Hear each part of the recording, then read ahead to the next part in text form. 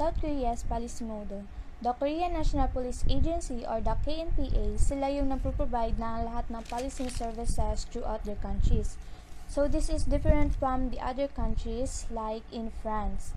Sa France, meron silang policy na hinati between national police and the gendarmerie. So yung gendarmerie na to is military sila na may jurisdiction to enforce civil law. So, in US naman, meron silang layered system of national, state, regional, and local law enforcement organization. So, the Korean National Police Agency is under the Ministry of Government Administration and Home Affairs. So, the police is relatively well-trained and disciplined. So, hindi maiwasan dito yung magkaroon ng police officer na gumawa ng illegal na gawain, which is a serious problem to the agency. So, they treat suspect roughly bago sila magpakita ng warrant. So, yung mga abusive na police officials neto, they were charged criminal charges by the agency. So, historically, noon pa man, yung paggamit ng excessive force ng mga pulis sa Korea is pervasive, laganap talaga sa buong Korea. Historical background. So, the Americans influenced the police force at ang US Army ay may malaking ambag sa pagbuo ng Korean National Police Agency.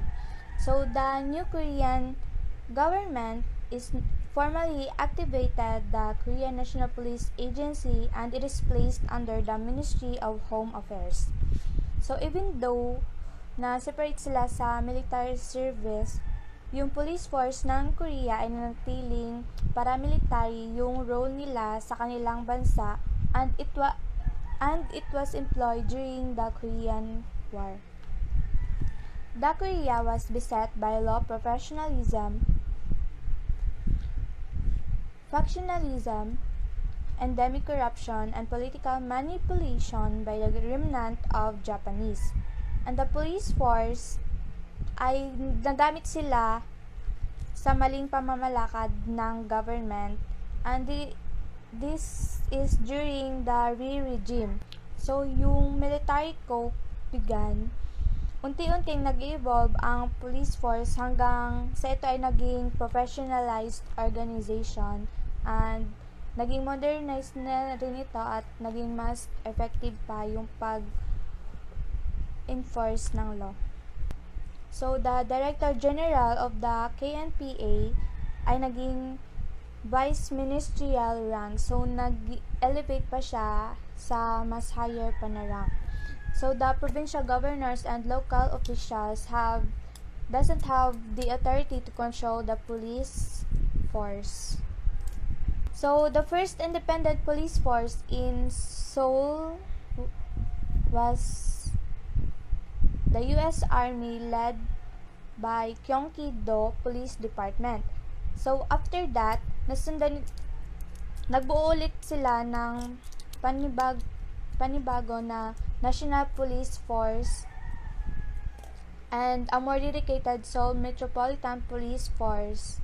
So, this organization is underwent a series of reforms, including renaming to the Metropolitan Police Bureau. So, and also, they created some divisions of SMFPF. These are the National Assembly Police Security Guards, Seoul Mobile Police Corps, the Central Government Complex Police Security Guards, Airport Police Security Guards, and the Olympic Security Guards. So, the Korean National Police Agency is the largest government department in South Korea. So, binubuo ito ng mga professional civil servants at sila yung nagka-counteract sa mga iba't ibang sitwasyon sa national networks at sila din yung nagme-maintain ng police security system sa bansa. Vision, mission, and core values of Korean National Police Agency. The vision is our shared commitment is founded in our proud traditions to provide exemplary service.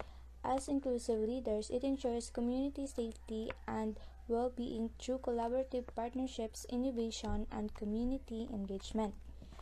So, sinisigurado nila ang kaligtasan ng komunidad at dapat sila ay nakikipagtulungan sa pagbabago at nakikipagsalamuha sa pamayanan.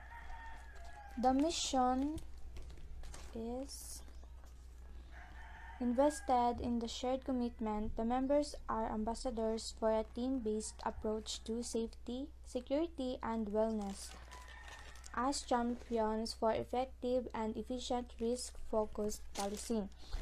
So, their mission ay nakabase sa seguridad at kaligtasan ng mga miyembro para sa mabisa at mahusay na patakaran na pagtuon sa peligro.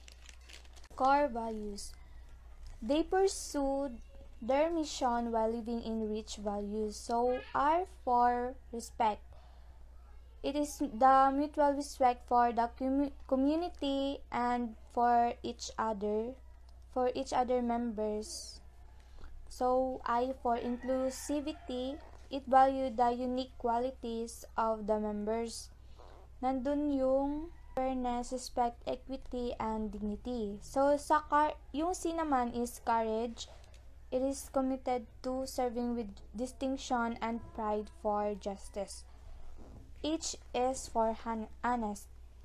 It is professional, open, fair, and accountable ethically in performing the duties with integrity and trust. So, kailangan maging tapat sila at maging honest sila sa kanilang duty na piniperform. Powers and function. The KNPA is responsible for maintaining public and peace and order within the different precincts. Every police station has 7 functional sections, administration and public safety section, which is responsible for all operation and supervision of police substation and boxes, litigation of minor offenses section, traffic control and crime prevention section, security section, which is responsible for maintaining public order, criminal investigation section for investigating criminal incidents, lawsuit section is counter-espionage section, and intelligence section, which is responsible for all collection of intelligence and information. So, ang powers and function of KNPA daw ay is to maintain the responsible and public peace and order within the different precincts. At ang bawat police station daw ay may 7 functional. Kung ito ay yung ng administration and public safety section ay kung saan ay responsible for operation and supervision of police substation and boxes.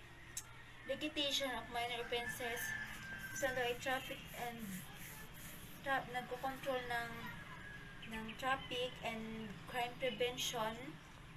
And security section naman daw ay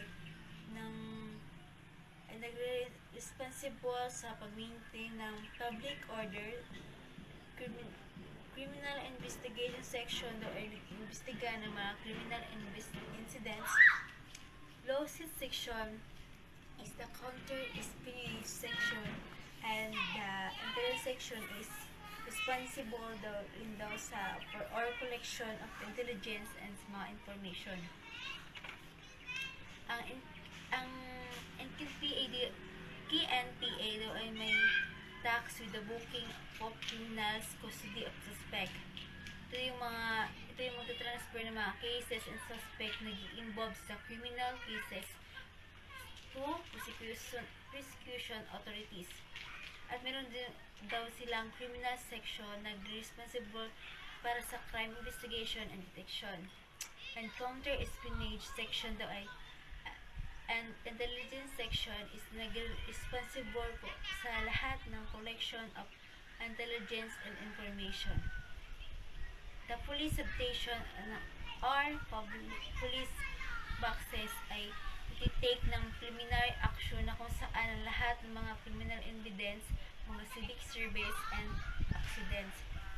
In additional, ang regular police function of criminal investigation and detection of public safety or the KNPA also responsible for riot control and countering students sa mga demonstration and other public ng disorder, including ang mga patrolling territorial coastal waters, anti-smuggling operation, and coordinating counter-espionage operation with the Navy, Air Force, kasama rin yun, and also with the purview. And also combat operation against small-scale North Korean infiltration attempts. Ang monitoring dito is yung foreign resident in South Korea na may anti-communist operation, including the intelligence of counter-intelligence activities. And nag-monitor din sila ng securing rest and counter-terrorist operation sa lahat ng bahagi ng mission of KNPA. Miscellaneous Police Service. Police boxes are South Korean equivalent of the cop or the beat. They provide direct contact between the people and the police. Police boxes, personnel are supposed to know there are areas and the people who live in the work with them. Police boxes are commanded by lieutenant or sergeants and have reaction vehicles available on 24 basis. So, sa ang police boxes sa South Korea daw, may equivalent of cop on the beat. And nag-provide sila ng contact between sa tao and the police. Ang police boxes ay kunwari na dapat malaman nila ang areas and kung saan sila nakatira, yung mga personal na trabaho kasama nila. Police boxes are commanded by lieutenant and sergeants. Kung saan merong reaction vehicles available on 24 basis. Meron silang malawak na range of administration and administrative duties which is include the collecting fines, approving death certificates, the processing security checks for passport applicants, except kuno sa supervisor personnel who are regular KNPA officer and the combat police. Na kung saan ang combat police is paramilitary in sa nature was also na-recognize noong 1967. There are primary and may responsibilities din sila na where ang riot ay nagko-control and counter-interpretation sa under sa normal at mga condition na kung saan hindi nila do not have a law enforcement to have a regular powers of KNPA officers. Rank classification. The rank classification of KNPA are as follows: Commissioner General, Chief Superintendent General, Senior Superintendent General, Superintendent General, Senior Superintendent, Superintendent, Senior Inspector, Inspector, Assistant Inspector, Senior Policeman and Policeman. A newly commissioned officer is appointed as Policeman Assistant for 2 years in probation. The uniform and insignias of the assistant are identical to those of a policeman. Ang bagong commissioned officer ay nilathala bilang isang police assistant sa loob ng 2 taon sa probation. Ang uniform ng isang assistant ay magkaiba sa mga police. Uniform regulation. The working uniform, the KNPA, consists of dark green or blue trousers, light green or blue shirt, and a black or white officer cap with the emblems corresponding to their ranks. The dress uniform, which has remained the same since 1945, consists of full black dress uniform and cap for male officers and similar blue dress uniforms for the female officers. The golden bomb star emblem of the KNPA, which originated in 1945, was gradually phased out in favor of a smaller golden star with similar golden silver stars, which were replaced by American police-style chevrons. Firearms and equipment. The KNPA reportedly has a total of 129,031 firearms in its disposal. They are in possession of the following: HK-MP7 submachine gun, HK-MP7 personal defense weapon, pistols, tear gas guns, and taser guns, liquefied gas, electric stun guns, Daewoo K2 assault rifle, K1 assault carbine, Daewoo K11 dual caliber air-based weapon, USAS 12 shotguns, Daewoo K5, DP51 9mm K5, 40 SW, and DH40. Revolvers and carbines are the customary weapons, and billy clubs were carried by patrol officers. The use of carbines was gradually replaced by rifles, which began in 1981. In 1989, the KNPA emphasized the replacement of carbines with M16 rifles. Approximately 4,300 M16s were issued to police boxes and stations in 1989. By 1999, a total of 110,000 M16s were distributed and issued to individual officers. Ang revolvers and carbines ay customary weapons sa billy clubs na bit-bit ng mga patrol officers. Ang gamit ng carbines is gradually replaced by pinalitan ng rifle, which na nagsimula noong 1981. Sa 1989, ang KNPA nag-emphasize na palitan ang carbines ng M16 rifles. Approximately 4,300 M16s ang binigay sa mga pulis at sa mga stations noong 1989. Noong 1999, ang total ng M16 ay 110,000 na pinamigay at binigay sa bawat isang mga police officers. Good day everyone, I'm Arman Inaigan and I'm going to my report about information technology, communication network, mobility, and transportation. KNPA, or known as Korean National Police Agency, this is one of the few police organizations in South Korea. KNPA provides all policing services throughout the country. So, information technology, raya rahay, development and maintenance and use of computer, software system, and network. In short, information technology refers to anything related to computing technology. Ro KNPA hay gina-utilize na nakararo certain technologies. SMPA means Seoul Metropolitan Police Agency. Raya ro primary police force para sa South Korea capital city of Seoul. SMPA selects Sephora para mag-supply or to supply its officers with more than tetra radio terminals. Policing that capital city with a popular in excess of 10 million people require tetra radio terminal. Sephora nga rahay known as the world leading independent tetra terminal. Supplier that designed man ro Sephora ga-develop ag supply it digital radio for the public safety market like police, fire and ambulance, as well as military transport and utilities.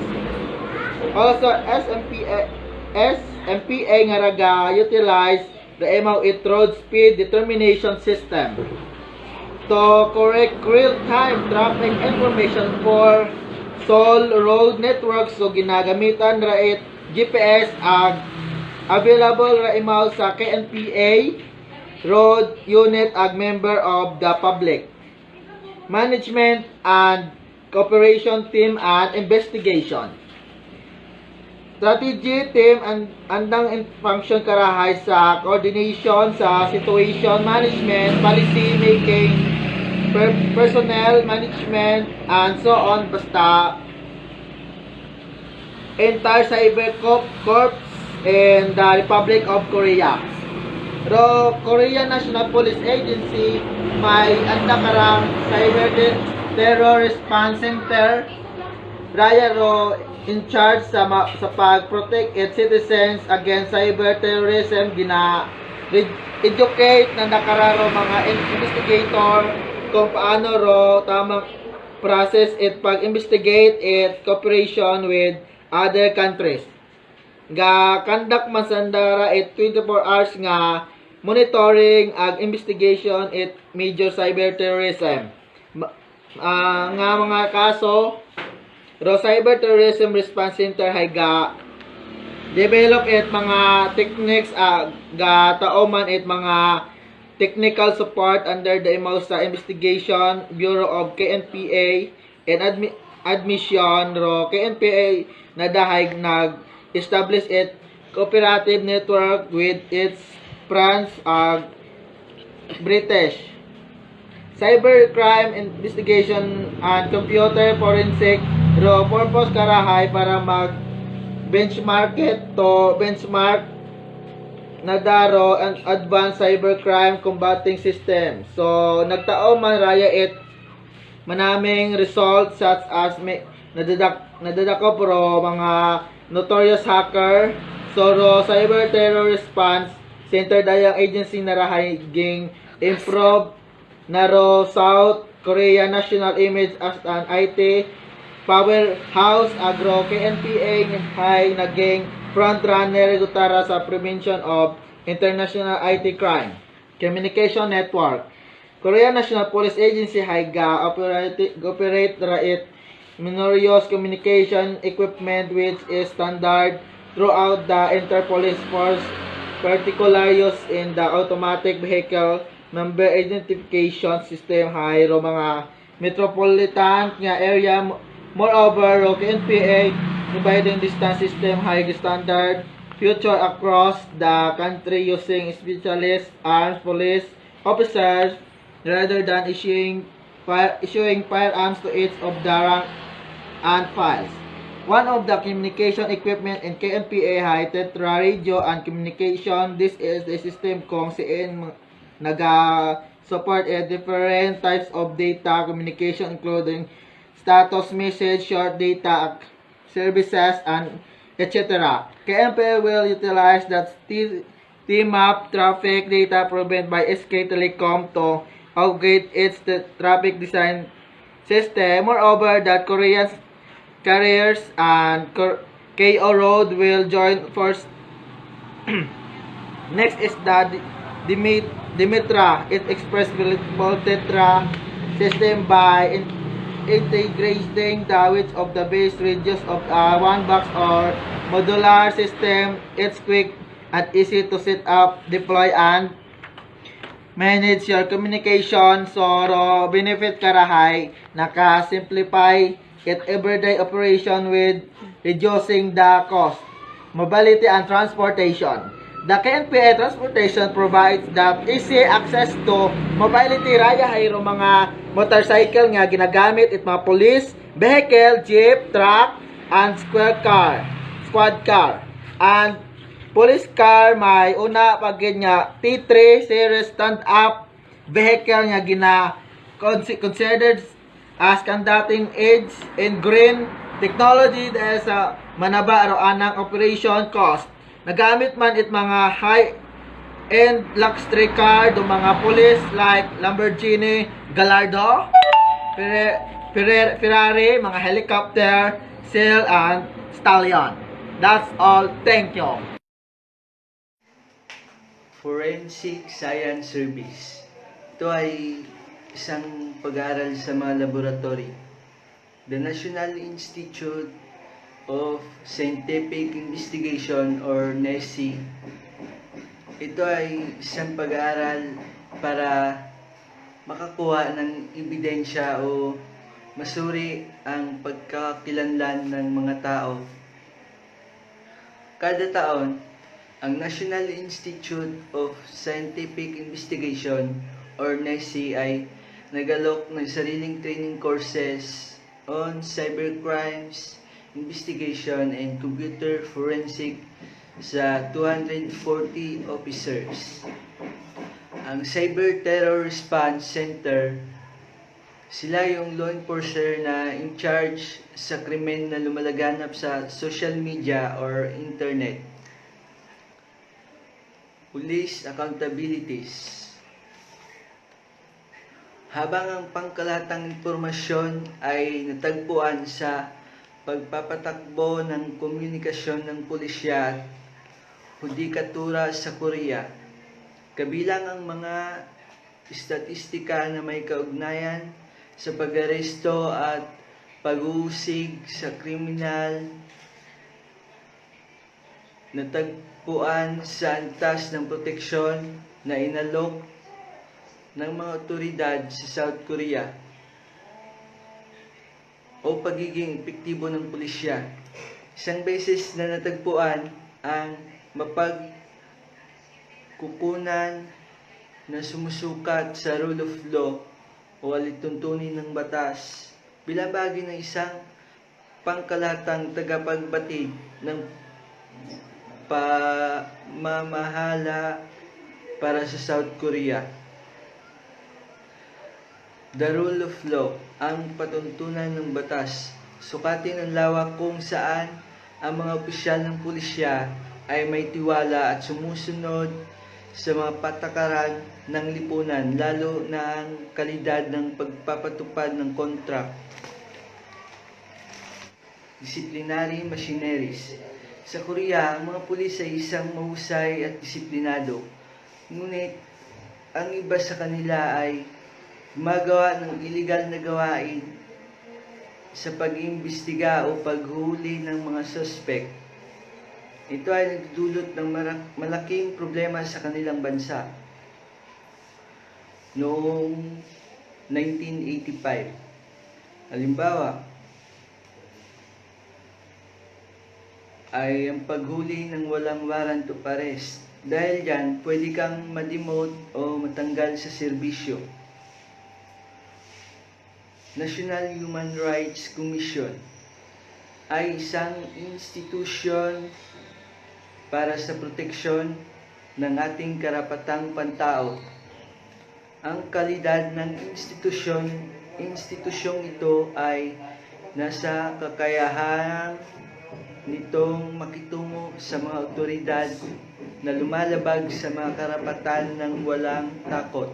Ang prinsipyo ng Paris kung saan itinayo ang institusyon at pagpapahayag na sumusunod ang Estado, dapat garantisado ang kalayaan ng naturang institusyon at irespeto ang kalayaan nito.